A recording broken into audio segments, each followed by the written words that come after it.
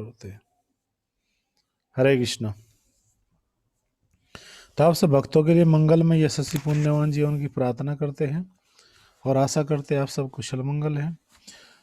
तो जैसे ही जीव संसार में आके फंसता है तभी उसको जो है इल्यूजन पैदा होता है, भ्रम पैदा होता है, और वो तो अनेकों प्रकार से प्रयास करता है इंद्र तृप्ति के विषय में।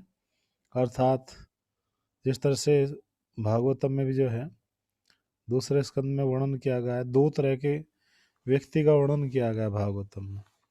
दो तरह कौन कौन से व्यक्ति? एक तो वो व्यक्ति है जो गृहस्थ आश्रम में रहता है, संसार में रहता है, परिवार के बीच में रहता है और अनुष्ठान करता है, भौतिक न लाभ करते हुए, भौतिक लाभ की इच्छा न करते हुए परम भगवान की प्रसन्नता के लिए कर्म करता है। ऐसे व्यक्ति को शास्त्रों में जो है कहा गया है गृहस्थ। गृहस्थ जीवन को, गृहस्थ में जो रहता है परिवार, पत्नी बच्चे कुटुंबियों के बीच में रहता है और सुंदर भजन करता है, ऐसे व्यक्ति को शास्त्रों में गृहस्थ कहा गया है। जब भौतिक लाभ की इच्छा करता रहता है, अर्थात आर्थिक विकास, इंद्र तृप्ति के लिए अपनी इच्छा की पूर्ति करता रहता है, ऐसे व्यक्ति को शास्त्र में ग्रह मेधी कहा गया है। ग्रह मेधी का अर्थ होता है कि वो व्यक्ति जिसके जीवन का लक्ष्य भौतिक भोग में को वृद्धि करना है, इंद्र तृप्ति करना है, इसलिए बोलते हैं ग्रह मेधी सुखम तुच्छम। ग्रह मेधी का जो सुख है वास्तव में वो बड़ा तुच्छ होता है, बड़ा थर्ड क्वालिटी का होता है, उसमें कोई भी रस नहीं होता, कोई भी स्वाद नहीं होता, उसमें विहीन होता है बिल्कुल। तो ऐसा व्यक्ति अपने इंद्रियों की इच्छा के लिए कार्य करता है। ग्रह मेधी के जीवन का लक्ष्य इंद्र तृप्ति करता है, जबकि गृहस्थ के जीवन का लक्ष्य जो है इस भौतिक जगत से निकल करके भौतिक भोगों के लिए जो है मतलब ऐसे व्यक्ति जो गृहस्थ नहीं है, जो गृहस्थ है उसका तो लक्ष्य है भगवान की प्राप्ति करना, परिवार के बीच में रह करके वो संन्यास नहीं लेता, लेकिन परिवारों के बीच में रह करके वो भगवत भक्ति में आगे बढ़ता है, सब लोगों को भक्ति में लगाता है। ऐसे व्यक्ति को वास्तव में गृहस्थ कहा गया है। लेकिन कुछ लोग ऐसे भी है संसार में जो गृहस्थ है, गृहस्थ जैसे दिखते हैं, लेकिन वास्तव में वो गृहस्थ नहीं है। यहाँ पर उनके विषय में कहा गया है उनको गृहस्थ नहीं बल्कि ग्रह मेधी कहा गया है, क्योंकि भौतिक भोगों के लिए जीवित रहते हैं, इंद्र तृप्ति कार्य हमेशा वे लगे रहते हैं।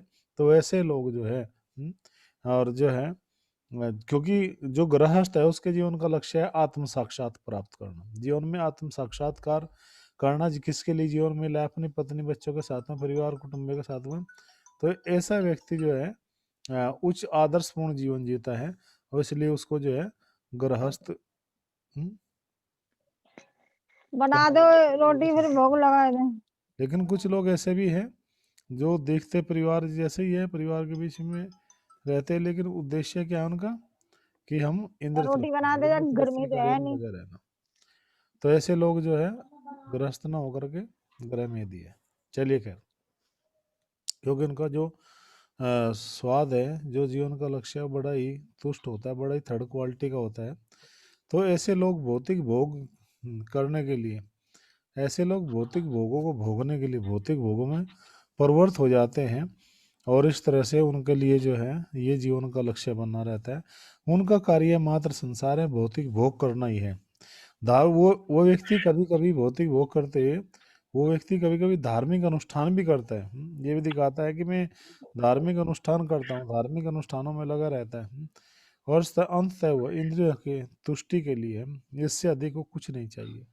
और वो हमेशा ये चाहता है कि बस मेरी इंद्रिय की तुष्टि होती रहे, मैं प्रसन्न होता रहूं, और उससे ज्यादा उसको कुछ भी नहीं चाहिए, और उससे ज्यादा वो आगे अलमारी में रखिए थे लगा। कुछ भी नहीं सोच पाता है ऐसा व्यक्ति। ये और कपड़े धो वो लिए थे बैठ धनिक कर। बना रहे, अच्छी बस ये प्रकार से ये भोग करे, भागवत सुन रही है या अपनी और कहानी कपड़े धो लिए थी और जीवन भर वो कठिन परिश्रम और करते रहे। अनडिस्टर्ब। बस ये घर में यदि लोगों की मैंने अपना पहचान होती है, स्पीकर घर बंद में कर यदि रखा लोग है। यही चाहते हैं और उनके जीवन में कोई दूसरा लक्ष्य या उद्देश्य नहीं होता, और इस प्रकार से वे कठिन परिश्रम करते हैं। इसलिए कहते हैं यदि सुखमी तुच्छ, मतलब तुच्छ लक्ष्य होता है तो गधे के जैसे काम करते हैं। श्रील प्रभुपाद जी कहा करते थे घर में यदि लोगों का पहचान क्या है कि hard working and sense gratification, वे कठिन परिश्रम करते हैं गधे के जैसे और इंद्रियों की तृप्ति करते हैं। तो वे कभी कभी ऐसे ग्रह में यदि लोग समाज के दिखावे के लिए जो है दान देते हैं, समाज के लोगों को दान देते हैं तो स्वर्ग, ताकि वे स्वर्गलोक जा सके, कि भाई स्वर्गलोक जाना, उस लोकों में जाना, दान देते हैं, बड़े बड़े यज्ञ करते, अनुष्ठान करते, लोगों को दिखावा करते हैं ग्रह में दिल। किंतु मैं जन्म मृत्यु के जो आगमन है उसको नहीं रोकना चाहता। समस्या यह है उसकी कि जन्म मृत्यु का जो चक्र में जो पड़ा हुआ है भौतिक भोगों में, उसको वो रोकना नहीं चाहता, बल्कि उसमें ही पड़ा रहना चाहता है। तो ऐसा लोगों की जो स्थिति है बड़ी दुख की होती है, क्योंकि वे ये नहीं समझ पाते कि वास्तव में जीवन का लक्ष्य मिला था, तो जीवन के लक्ष्य को मैं क्यों ना इसका लाभ उठाऊं, उसका लाभ नहीं उठाना चाहते, और उस संसार में ही वो बारंबार पुनरपि जननम पुनरपि मरणम पुनरपि जननी जठरे सविनम भवतारे ताहि मुरारे भज गोविंदम भज गोविंदम भज गोविंदम भज गोविंदम मूढ़ मतो। ये मूर्ख होकर जैसे ही पड़ा रहता है और अपने जीवन के आत्म साक्षात को, जो जन्म मृत्यु का चक्कर है, उसको रोकना नहीं चाहता, और इस संसार के दुखों का वो अंत भी नहीं चाहता है, हमेशा इस संसार में रहना चाहता है। उसको ऐसा मानो वो संसार में हमेशा ये सोच कर क्या हो, बस मुझे संसार में रहना है, अभी संसार से आगे नहीं जाना है, संसार से मुझे बाहर नहीं निकलना, ये घर ही मेरा है, संसार के लोग ही मेरे हैं, इससे आगे और मेरे जीवन का कोई भी लक्ष्य नहीं है। इस तरह से मानो वो ऐसे ही जीवन के लक्ष्य को मान करके चलता रहता, इसलिए ऐसा व्यक्ति ग्रह में यदि कहता। अब यहाँ पर क्या बताया गया, दूसरी तरफ ग्रस्त व्यक्ति, जो सदग्रस्त है, जो अच्छा व्यक्ति है, वो अपने परिवार के साथ रहता है, लेकिन वो पारिवारिक जीवन भी जीना पसंद करता है, वो संन्यास नहीं लेता, फिर मम्मी कुछ पूछ के पहले उसका क्योंकि इसके जवाब दे जीवन क्या। का जो लक्ष्य है, उद्देश्य है, वो आत्म साक्षात्कार या किस ब्रश भावना कर में लिया, अपने कार्य करना, किस भावना कर में क्या कार्य करना है। और जो ग्रह पूछ रही मेधी हूँ है, मम्मी। उस पर जीवन का लक्ष्य है कर इंद्र क्या? तृप्ति भौतिक भोगों को बढ़ाना। ग्रह मेधी का जो सुख है वो पुनः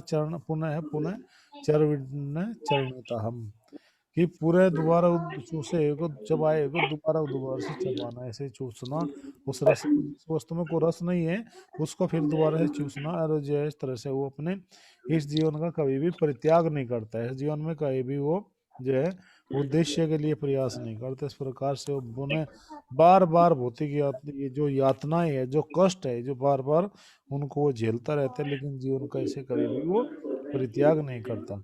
जो व्यक्ति देवताओं की पूजा करते हैं, ऐसे भी कुछ लोग हैं जो देवताओं की पूजा करते हैं, उनकी बुद्धि भ्रष्ट रहती है, ऐसे लोगों की बुद्धि भ्रष्ट हो जाती है, किंतु इंद्र तृप्ति के कारण वे भाई क्या होते हैं, कष्ट होते हैं, और इंद्र तृप्ति के लिए वो बारंबार जो है ऐसे रात दिन निश परिश्रम करते रहते हैं, क्योंकि ऐसे लोग अपनी बुद्धि खो देते हैं, ऐसे लोगों की बुद्धि काम नहीं करती कि क्या सही है और क्या गलत है। इस प्रकार से वे लोग जो है इंद्र तृप्ति में एक तरह से अंधे हो जाते हैं, लेकिन इस प्रकार से वे अंधे हो जाते हैं इंद्र तृप्ति में, इंद्र के वेगों को सहन नहीं कर पाते। कभी कभी वैसे लोग जो है अलग अलग देवताओं की मन गढ़ंत तरीके से अलग अलग देवताओं की पूजा में लाते हैं, दिखावे के लिए अलग अलग देवताओं की पूजा करते हैं, और अपने दर्शन से फिलोसफी कहते हैं कभी कभी पूजा करते हैं, जैसे काली देवी की पूजा करते हैं, मांसाहारी है, उनके सामने बलि देते हैं, बकरी पशुओं को मारते हैं, और कहते हैं कि काली की पूजा करो, शिव जी की पूजा करो, विष्णु की पूजा करो, ब्रह्मा की पूजा करो,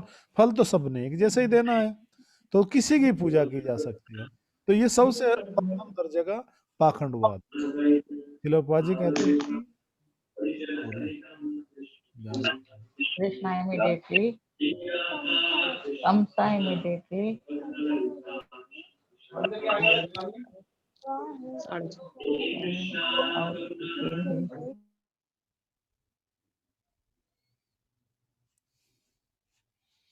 हरे कृष्णा। तो प्रथम दर्जे क्या है वे ऐसे लोग जो है, अब वॉइस क्लियर है, अब बताना आवाज क्लियर है क्या? तो ऐसे लोग जो है कभी कभी अपने पाखंडवाद को बढ़ावा देना चाहते हैं, और कहते हैं सही ज्ञान न होने के कारण कि भैया देखो हम तो देवताओं की पूजा करते हैं और हम तो सबको जो है बराबर मानते हैं।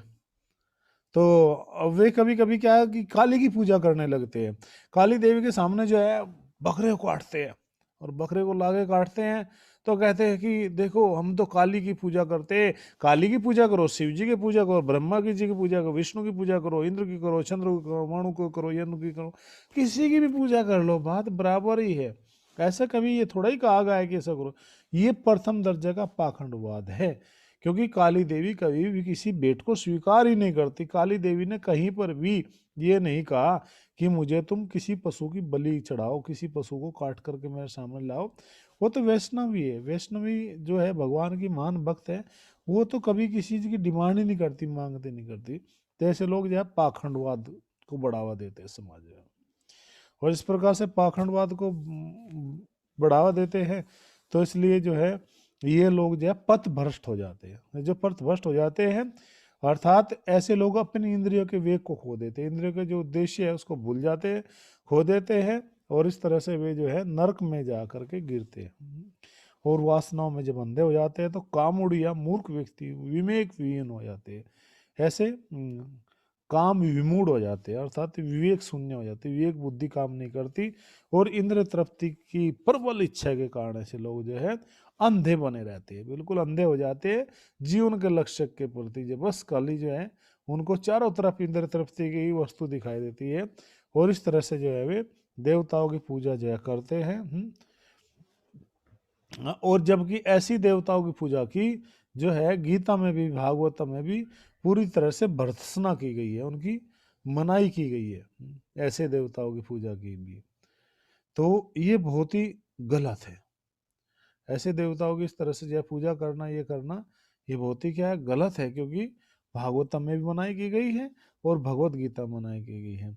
लेकिन कुछ लोग जो है इतने अंधे हो जाते हैं, इतने मूर्ख हो जाते हैं कि वे किसी की भी जो है, यहाँ तक देखा गया कुछ लोग भक्ति में लगने के पश्चात भी वही कर्मकांड में लगे रहते हैं, उसी कर्मकांड उसी पाखंडवाद में लगे रहते हैं, उससे कोई लाभ नहीं मिलता। बस ये सोचते हैं कि भक्ति को भी कर्मकांड के जैसे ही देखते हैं। जैसे कि एक व्यक्ति है मेरठ में रहते हुए, तो उनसे जब भी कुछ बताते हैं तो कहते इससे भी कुछ लाभ होगा क्या? अरे भैया लाभ की तो बात ही है। बोले नहीं, कुछ भी विशेष लाभ होता हो, यानी कि हर बात में लाभ चाहिए। लाभ के लिए तो भैया मुसलमान बन जाएंगे, मस्जिद में जाकर नमाज पढ़ लेंगे, गिरजाघर में चर्च पाद कुछ भी बन जाए, बस फायदा होना चाहिए।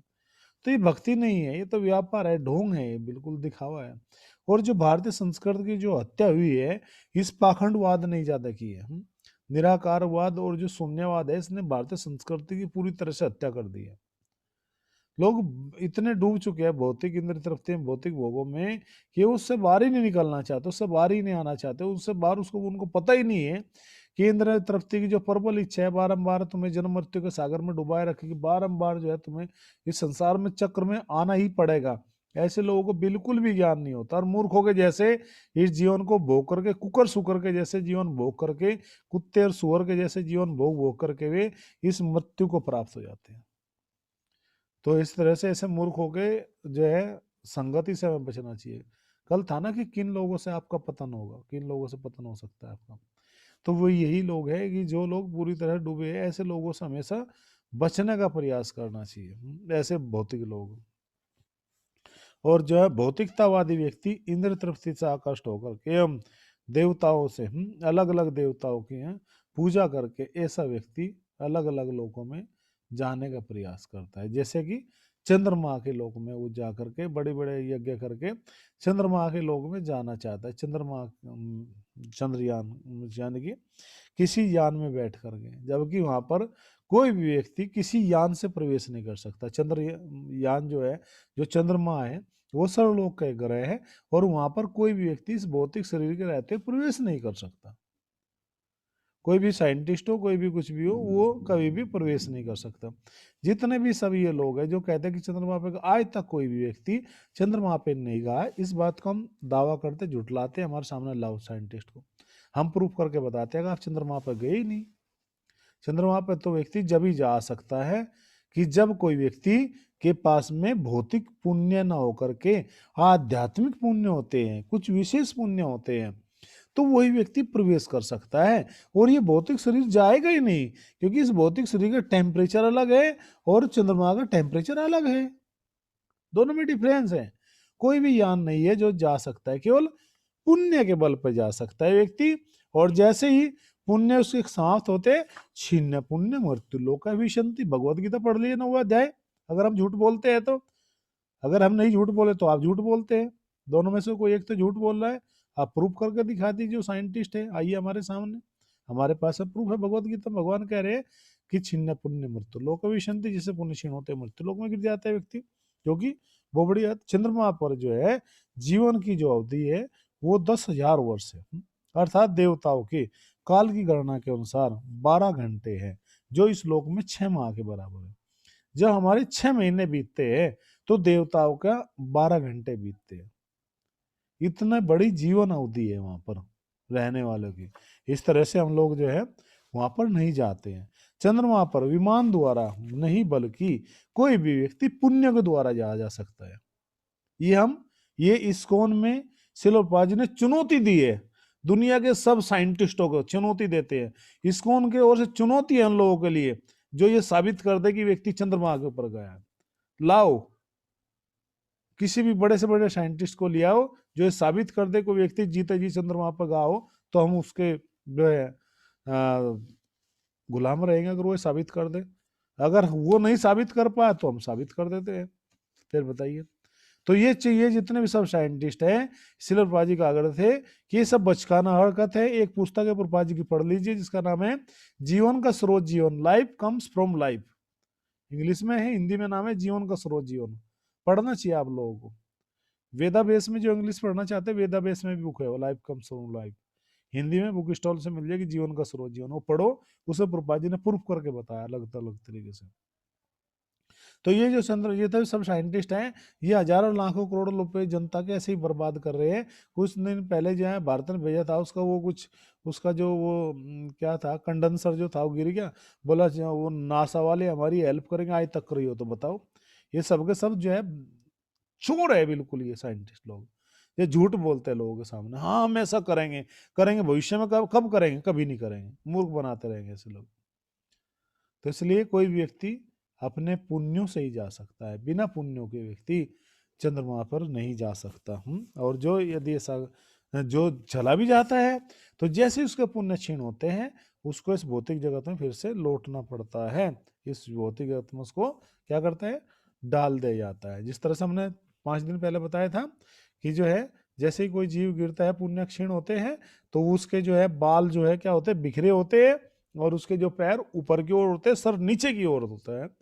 तो वो जैसे ही आगे गिरता है इस ऊपर से, तो बूंद के रूप में जो है वो आत्मा जो है आती है जल के रूप में बरसात में, और फिर से वो पौधा बनता है, घास उत्पन्न होता है बारिश में। उस घास को पशु खाते हैं। वो पशु जो है फिर उस घास को खाता है, तो उससे वीर्य शक्तिपात होता है। उससे फिर जो इस तरह से वो मतलब वो अलग अलग रूपों में परिणत होकर के फिर वो जो है मनुष्य, जब वो अन्न में जाता है, उस अन्न को मनुष्य खाता है, मनुष्य खाता है तो उसको वीर्य शक्ति के द्वारा इस तरीके के गर्भ में हस्तांतरित करके फिर ऐसे वो जीव का जो है कितने महीनों में कैसे कैसे गति से वो जन्म लेता है, वो पूरा हमने आपसे वर्णन करके बताया। तो यहाँ पर बात आती है कि ये जो फिर ये भौतिकतावादी लोग जो है, ये मूर्ख जो लोग हैं, जो समाज को मूर्ख बना रहे, ठग रहे हैं, ये क्यों ठग रहे हैं? क्योंकि गलती उनकी नहीं है पूरी तरह से, गलती हमारी भी है क्योंकि हम शास्त्रों को नहीं पढ़ते हैं। जब हम सिलरपाद जी की पुस्तकों को पढ़ेंगे, सिलरपाद जी के ग्रंथों को पढ़ेंगे, तो हमें सही ज्ञान होगा, सही जानकारी होगी वास्तव में सत्य और असत्य में क्या अंतर है, सही क्या और गलत क्या है। इसलिए हम ऐसे लोगों की वाहवाही करते रहते हैं, मूर्खों के जैसे बात करते रहते हैं। बल्कि हम क्या करते हैं, अपने ही धर्म में गलती ढूंढने लगते हैं। कहते हैं कि साधु को ऐसा रहना चाहिए, साधु को ऐसा रहना चाहिए, साधु गाड़ी में घूमते। अरे तुमने ठेका ले रखा है कि तुमको अथॉरिटी हो गया साधु को कैसा रहना चाहिए? ये तो कुछ भी नहीं है। साधु गाड़ी में बैठना कोई बड़ी बात नहीं है। प्राचीन समय में राजा जो है अपना बड़ा विमान भेजते थे, पालकी भेजते थे, अपना विशेष घोड़े से सुसज्जित रथों को भेजते थे। और जब वो सन्यासी या साधु आते थे तो राजा अपना आसन छोड़ करके नीचे चरणों में बैठता था, वो राज सिंहासन में बैठते थे। लेकिन तुम्हें इस बात का डर है कि वो जब राजा सिंहासन में बैठेगा कोई सन्यासी तो भोगों में प्रवृत्त हो जाएगा। ऐसा नहीं है, क्योंकि उसने अपनी आत्म साक्षात्कार कर लिया, रियलाइजेशन कर लिया है। उसके लिए प्रायधन जो है कंकड़ पत्थर के समान होता है एक साधु के लिए। लेकिन जो भौतिक लोग हैं जिनकी मेंटलिटी, हाँ तुम जरूर भौतिक हो, जो तुम्हारे हृदय में जरूर भौतिक जो भोग की इच्छा है, जो तुम ये प्रश्न कर रहे हो, तुम जरूर फंस जाओगे, साधु नहीं फंसेगा। क्यों? क्योंकि उसका कनेक्शन भगवान से है, उसने जान लिया कि जीवन का लक्ष्य क्या है। तो इस तरह से जो है अगर हम इस संसार में ये इंद्र तृप्ति की इच्छा लेकर के ही जीवित रहते हैं लोग, रहेंगे, तो बारंबार उनको जन्म मृत्यु के सागर में बारंबार डालना पड़ेगा, बार बार उनको गिराया जाएगा माया के द्वारा, जब तक वो जीवन के सही उद्देश्य को नहीं पहचानेंगे, सही जीव उनके उद्देश्य तक नहीं भी पहुंच पाएंगे, तब तक उनको बारंबार पुनरपि जननम पुनरपि मरणम जन्मी जठरे शयनम, इस तरह से जो है पुनः चरणवितम पुनः पुनः चरवितम चरविनताम। अर्थात प्रहलाद महाराज जी कहते हैं संसार में किसी चूसे हुए वस्तु को, चूसे हुए जो क्या चूसा जाता है, 4 प्रकार के पदार्थ होते हैं जो खाद्य पदार्थ है, खाए जाने वाले जो पदार्थ है उनकी वो 4 तरह से होते हैं। कुछ पदार्थ ऐसे हैं जो चबाए जाते हैं, कुछ पदार्थ ऐसे जो चूसे जाते हैं, कुछ पदार्थ ऐसे जो खाए जाते हैं, कुछ पदार्थ ऐसे हैं जो पिए जाते हैं। चतुर्विधा 4 प्रकार के जो ये पदार्थ हैं, इनमें जो है एक जो चूसने वाली जो प्रक्रिया है, जैसे गन्ना चबाया हुआ जाता है, पहले गन्ने को क्या कहते हैं, चबाते हैं, चूसते हैं, फिर उसको फेंक देते हैं। अब कोई चूसे गन्ने के जो छिलके है उसको उठा करके चूसने लगे तो दूसरे सामने वाले व्यक्ति क्या कहेगा, मूर्ख हो क्या, पागल हो क्या, जब इसको पहले से चूस लिया गया, इसमें से रस छीन लिया गया, रस सारा चूस लिया, इसमें रस नहीं बचा है बल्कि छिलका बचा है, तो इसमें तुम्हें कौन सा रस मिलने वाला, कौन सा टेस्ट आने वाला है। तो इस भौतिक जगत में भी इतने भी सब ये भोग है जिनके लिए लोग लगे हुए हैं, ये भोग तो पहले से भोगे जा चुके हैं। अर्थात संसार के भोगों को आप नहीं भोग रहे हो, बल्कि संसार के भोग आपको भोग रहे हैं। ये इतना जो है कॉम्प्लिकेटेड मेंटलिटी के कारण हम जो है इस उद्देश्य को नहीं समझ पाते कि वास्तव में जीवन का लक्ष्य क्या है, और ग्रह मेदी के जैसे जीवन जीते रहते हैं और सोचते हैं कि हम भी बहुत बड़े ग्रह हैं।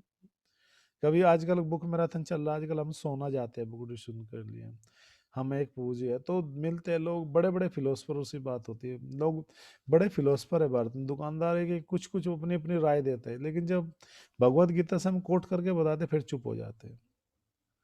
तो क्यों, क्योंकि लोगों ने सोच लिया बस खाओ पियो धन कमाओ यही सब कुछ। अरे भैया इसके बाद भी कुछ होने वाला है, वो कब होगा? जीवन का जो लक्ष्य जिसके लिए मनुष्य जीवन मिला था, जो भगवत भक्ति के लिए जो अवसर मिला था, उसको आप छोड़ करके क्या लाभ होगा इस संसार में? 10-20 साल के बाद ये जीवन क्या हो जाएगा, जवानी चली जाएगी, फिर बुढ़ापा आएगा, बुढ़ापे के बाद में फिर पछतावा होगा, फिर पाछे पछतात होत क्या जब चिड़िया चुग गई खेत। इसलिए शिला प्रभुपाद जी का आग्रह थे, अगा अपनी मौत से पल की बसर नहीं, सामान 100 वर्ष का पल की खबर नहीं। हमारे आचार्य कहते हैं कि समय नजदीक है तो हमें अपने आप को इस ग्रह मेदी मेंटलिटी से बाहर निकल करके शुद्ध भगवत भक्ति में जो है लगना चाहिए, शुद्ध भगवत भक्ति के लिए प्रयास करना चाहिए। जब हम भगवान की शुद्ध भक्ति के लिए प्रयास करेंगे, जीवन के सही उद्देश्य को समझेंगे, भगवान श्री हरि के चरण कमलों को यदि हम कस के पकड़ेंगे, तब भगवान श्री हरि की हमारे ऊपर कृपा होगी और हम सही रूप में जीवन के सही लक्ष्य को जान पाएंगे। तो यही सर्वोपरि संसार में है कि लोग जो अपने जीवन के लक्ष्य को नहीं जानते और भौतिक भोगों में लगे रहते हैं, और मूर्ख व्यक्ति के जैसे भगवान की तुलना अनेक अलग अलग देवताओं से करते हैं, इंद्र तप्ते कार्य करते हैं, अनुष्ठान करते हैं, बलि देते हैं और कहते हैं कि ये सब एक ही बात तो है, किसी को मान लो किसी को छोड़ दो। लेकिन उन मूर्खों को नहीं पता कि ये अलग एक एक बात नहीं है, ये अलग अलग है, जीवन के सिद्धांत अलग है। जो आप सोच रहे हो वो गलत है। तो ग्रह मेदी के द्वारा सोचेगा रजोगुण तमोगुण में किया गया कोई भी कार्य है वो सफल नहीं होता, न सिद्धि मापनोति न शांति न पराम गतिम।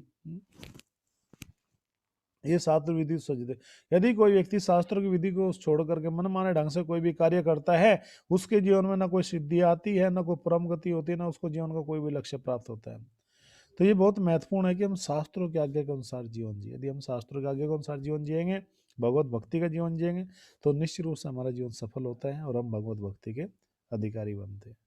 तो ये है सब जिसके लिए हमें मनुष्य जीवन मिला है। तो इसके लिए यदि हम